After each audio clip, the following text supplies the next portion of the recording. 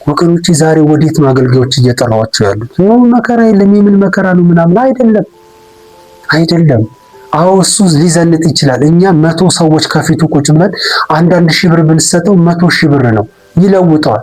እሱ ግን ለአንዳችን እንኳን 1 ሺህ ብር አይደለም 100 ብር አይሰጣንም። ምንም ይሄ ቀላል ስሌት እኮ ነው። ምንም መገለጥ አይጠይቅ፣ በጣም ከባድ ሂሳብ አይጠይቅም። እሱ እንደፈለገ የሆነ መኪና ሊነዳ ይችላል። እኛ ሺዎች ነን። 100 ብር ብንሰጠው አይደለም ቤት መኪና ምንም ሊገዛ ይችላል። ሪል ላይፉ ግን ይሄ አይደለም። እኛ እንዴት ሰርተን ያንን 100 ብርና 1 ሺህ ብር እንደምናመጣ እናውቃለን። ለዚህ ነው በትህትና በገንዘባቸው በተለያየ መንገድ የሚያግዙን የሚረዱን ሰዎች አሉ። እንደ አገልጋይ ሊያግዙን ይችላሉ። ለምን? እኛ ሌላ ሶርስ ስለሌለን። ግን በጣም ትሁት መሆን መቻል አለብን።